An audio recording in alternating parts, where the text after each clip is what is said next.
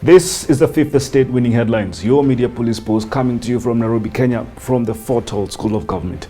In this segment, we summarize some of the headlines that you may have missed this morning, but we also take a look at some of the political pieces that we call cartoons in this country. Today is the 11th of February 2021, and I am 2M. I am CS. And I am GK. In case you missed the headlines, here they are. In the Daily Nation, Raila bets on tighter ties with Jubilee. In the Standard, why teachers are new power gurus.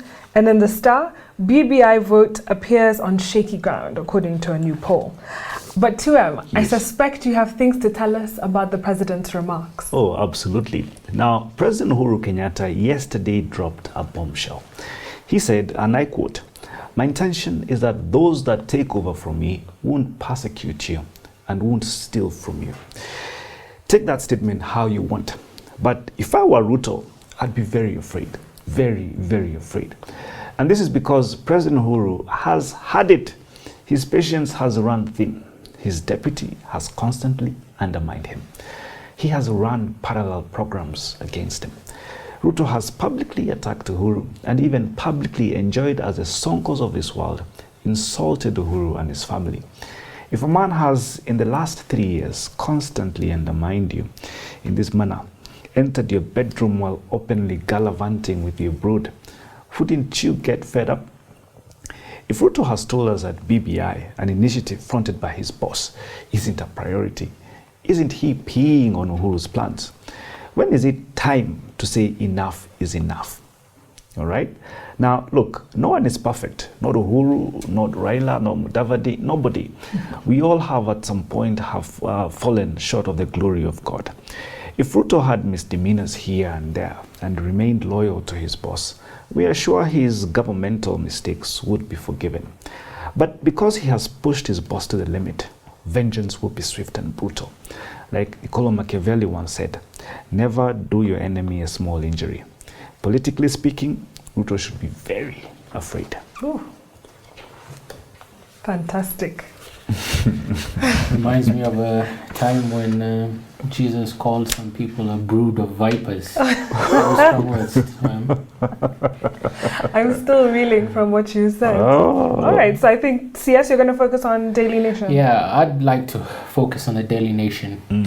That title made me think about the handshake and how, even though many people don't see it now, it really was a masterstroke of political genius. Although many people are short-sighted when it comes to sharing the president's vision, I'm inclined to believe that history will smile kindly on President Uhuru Kenyatta. I say so because GK here once quoted Mark Twain, who said that although history doesn't repeat itself, it often rhymes. Yes. For sure. So as I recall the handshake this morning, inspired by the headline in The Nation, I also recall the book Team of Rivals by Doris Kearns Goodwin, which is a biography on the political genius of Abraham Lincoln, US president. It's one of my favorite books and I can talk about it at length. But I would like to narrow in on two things which have helped me draw parallels between Abraham Lincoln and our very own president. The book paints a portrait of how President Lincoln, in the interest of uniting the country, propelling it forward, and preserving it for posterity, co-opted his former political opponents, putting aside their former differences, and they came together as a team of rivals to bring together their efforts for the good of the nation. Now, of course, some clever fellows may want to tell us, why doesn't he do that with his number 2 as well? But listen, this is a coalition of the willing. And secondly, there has to be a unity of purpose and a subscription to a common overarching vision. Subscribing to an ideal that is higher than oneself. The second thing, which Doris Kearns Goodwin tells us about in this journey through history, reminded me of the current discussion on how our MCAs are being incentivized in order to pass the First Amendment to our Constitution through the BBI. How is this similar to what Lincoln did? In order to secure the greatest good for the greatest number, because he had an unassailable vision for the country in pursuing the abolition of slavery and in seeking to secure the fruits of the Emancipation Proclamation through the passage of the 13th Amendment, history bears witness that Lincoln used all kinds of persuasion and incentives to get the required number of votes for ratification. Yes. He said, and I quote, "I am the President of the United States, clothed with great power. The abolition of slavery by the constitutional provision settles the fate for all coming time, not only of the millions now in bondage, but of the unborn millions to come. A measure of such importance that those 2 votes must be procured. Yes. I leave it to you to determine how it shall be done. But remember, I am the President of the United States, clothed with immense power, and I expect you to procure those votes." Wow. If a car grant of 2M is what will secure on average double the billions that counties get every single year, if that is what will ensure more equitable wealth distribution as required by the current constitution, if it means that more children will have better access to education, if it means that there'll be more infrastructure, mashinani, if it means there'll be better healthcare, mashinani, more jobs for the youth, mashinani, more money circulating in the local economy, then so be it.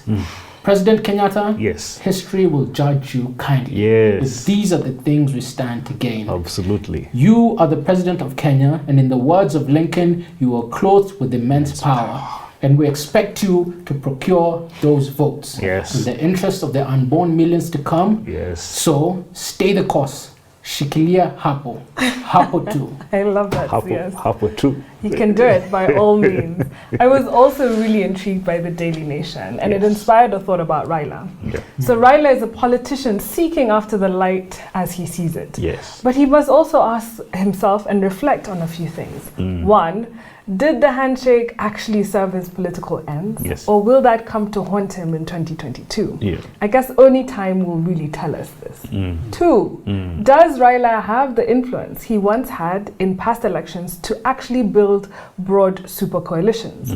Already we have seen key allies such as Mudavadi deciding to go it alone. On this last question, at the 5th estate, we believe that it is only the weak-minded that believe that politics is a place of collaboration. Raila has the biggest bargaining chip with BBI, for he can force and create a winning coalition based on interest. The politics of coalition making is simple. The coalition must be beneficial to all of its constituent parts. There must be something in it for everybody. Right now, there isn't, and he has the opportunity to offer it with BBI.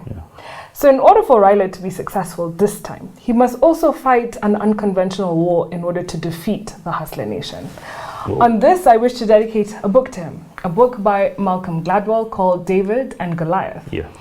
And the lesson is simple. Sometimes what we think is an advantage becomes a disadvantage, and vice versa. If Raila is now behaving like the giant Goliath in the story of David and Goliath, he has to change his strategy to match the season he is currently in. Goliath, we learnt, was not agile, not flexible, and he had too much baggage, and he was half blind. These burdens slowed him down. On the other hand, David, who traditionally was described as an underdog, was actually not.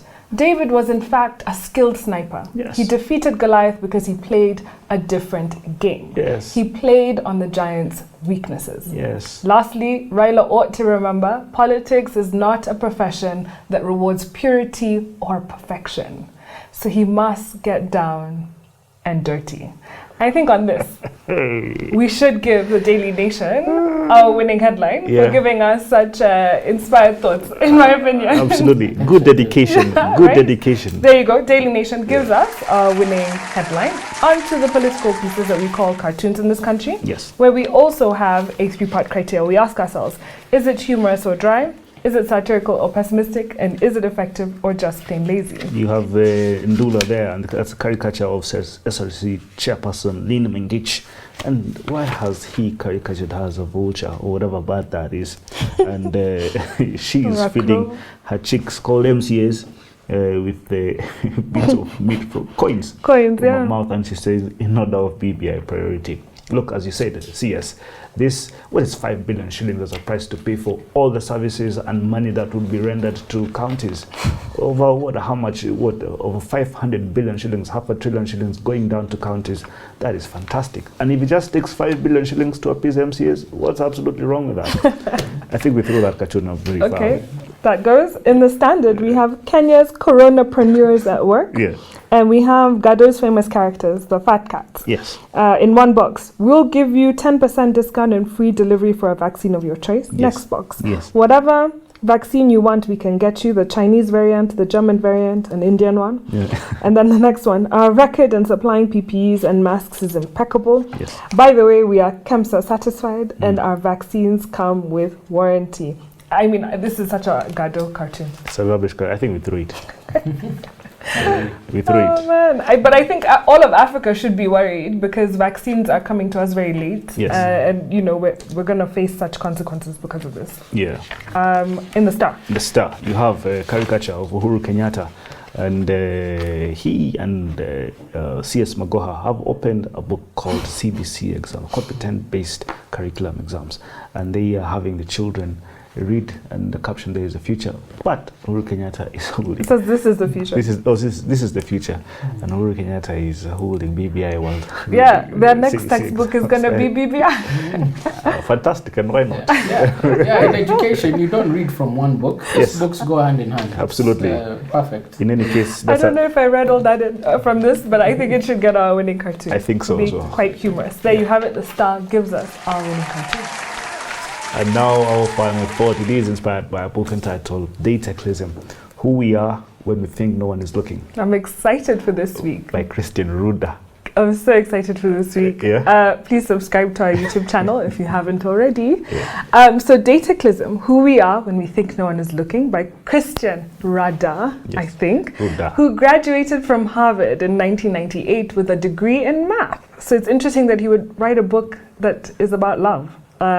So Christian Radha is a co-founder and former president of this dating site called OkCupid, and this is the inspiration for this book. Yeah. And he tells us how online dating has become such a big business, and it also offers multiple points of gathering data about our human behavior. Yeah. And so he says that in more than 1 year, 10 million people accessed his site and sought a date or a match with somebody else on this OkCupid. And he said that the sheer scale of the website is mind-boggling as it produces a lot of data. He said 30,000 couples, well, this is one instance, 30,000 couples who are connected on the website will go on a first date tonight, 3,000 will form a significant relationship, and 200 will go on to marry. So So there are lots of stories in this book, but also in the world about big data. Yeah. And most of them focus on surveillance, and others on the money-making opportunities that data offers us. But Radha decides to look at data and human behavior, and he tells us things like this. He's picked up over the 10 years that he's been working there.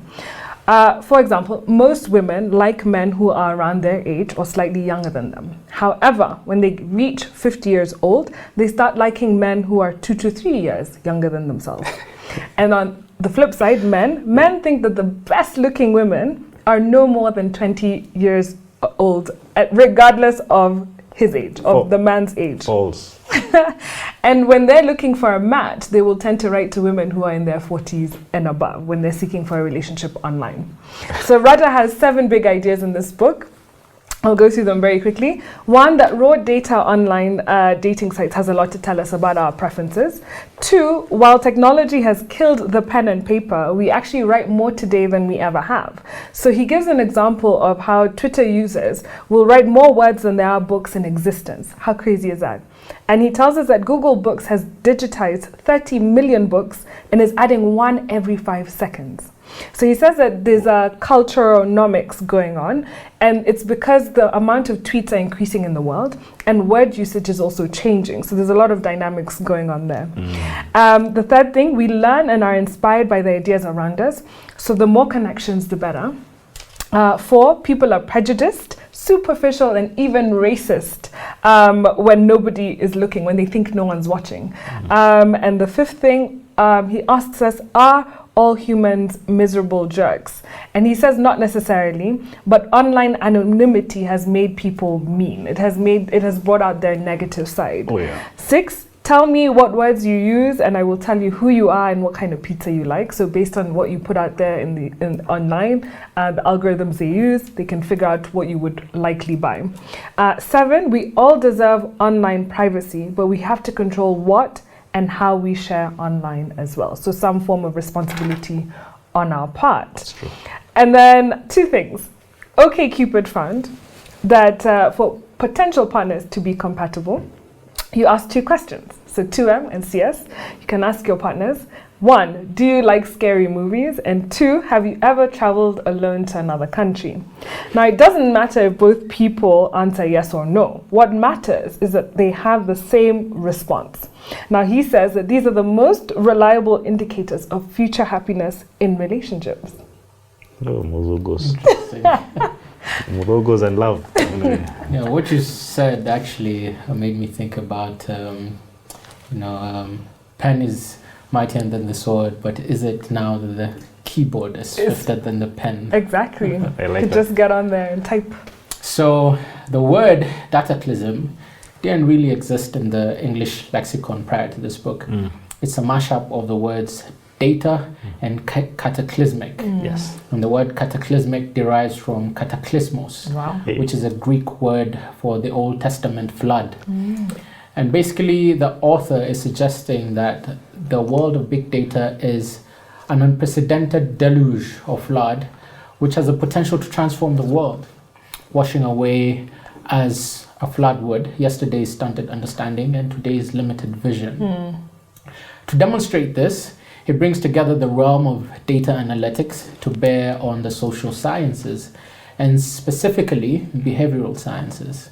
He points out that the discourse on big data has thus far focused on money and surveillance, like GK mentioned.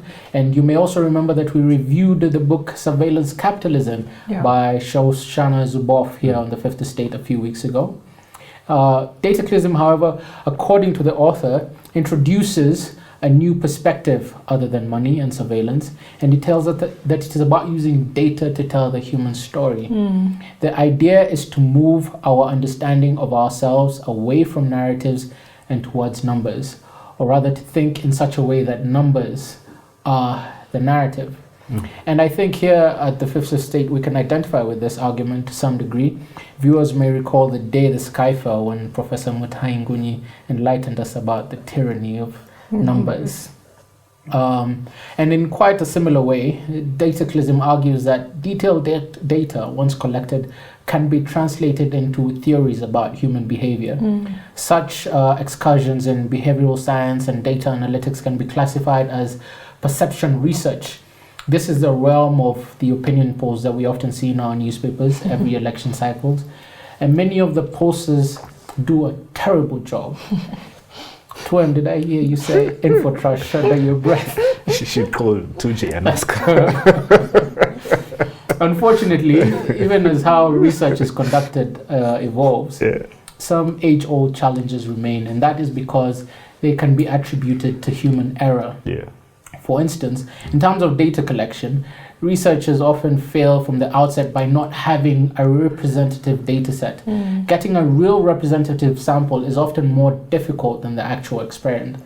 And you would like to, the experiment you would like to perform, especially when you're doing research into behavior or belief, or what we like to call opinions. This is one of the reasons why a number of our local opinion posters tend to be wrong and sometimes even deliberately misleading. Another way in which most of our local opinion posters fail is by not putting measures in place to weed out responses that arise from social desirability bias. This is basically where respondents answer questions in ways that make them look good. It is also known as the Bradley effect. And basically it comes from a story in 1982. Voters in the US state of California told posters after the election that they had elected a black governor, Tom Bradley, and that they did so by a significant margin. But in the privacy of the ballot box, they had actually given his white opponent a narrow victory. This wasn't a unique phenomenon. The effect recurred severally in the US through the 80s and 90s, and is something that a lot of pollsters fail to account for. Another major problem is the big brown envelope. But that one I will not elaborate on. If you know, you know. You know. The moral of the story here is don't believe some of these local opinion polls just because they have a percentage sign and a nice graph with many colors next to it. Granted, they may know how to use Microsoft Excel and a calculator, but how they usually conduct the data collection is simply flawed. Yes. I like that. Absolutely. You remember yesterday, guys, for those that watched, I spoke about the decoy effect. That if you're a young man looking for a girl, no, if you're, whichever, boy or girl, and you're looking for a suitor, you're looking for, a partner, and you enter a party, you and you may not be very good. You're not very good looking. You enter with someone who's not as good looking, less good looking as you. I still can't believe you said this. Yeah. So if you're told you enter with a short guy, it's interesting because Radha actually talks about the tyranny of beauty. He said that it's not limited to just dating. If you have a man on Facebook who's really attractive, he actually has more friends. It has an exponential impact on how many friends he actually gets. We're so shallow. Yeah, very shallow. But I want to revise my submission for yesterday and say that sometimes we human beings are pretty superficial, and sometimes we lose potentially good relationships because of putting looks ahead of substance. Now this Radha, you call him Radha. He gives an example of his dating site. It's called OkCupid. Now, OkCupid introduced an app called Crazy Blind Love, which allowed two users to exchange information to set up a date in the immediate future. Well, it sounded good. The app ultimately failed. But why did it fail? The problem was that users weren't able to see what their potential date looked like until they actually met. Now, the truth of the matter is people are actually very judgmental, right? And that's wanted, and because of this, people actually wanted the opportunity to judge their potential date solely on how they look. Many of us are actually wired this way. Now, in truth, as the book argues, sometimes people lose so much from first appearance analysis. With regard to this application, those who did meet through the app gave it exceptional ratings, showing that appearances and conventional attractiveness had little if nothing to do with how well the date went. And largely it is true. Some of the people who have married today did not like each other the first time they met. Did not like how they looked. Yeah, they did not like how they looked. Wow. But they ended up doing each other slowly. And it has been long lasting. And they have made beautiful relationships. Fantastic. Watu wavumilie. Ukiona usura mbaya saa zingine, you just never know. So on a day, guys, where we had a winning headline from the Daily Nation and a winning cartoon from the Star, I want to leave you with this. And this is for those who haven't quite found love yet. Rumi says, your task is not to seek for love, but merely to seek and find all the barriers within yourself that you have built against it. So stay open. Something will come. Inakuja slowly. To subscribe to our YouTube channel. Also find us on TV or on GoTV, Pine Peter and Star Channel. God bless.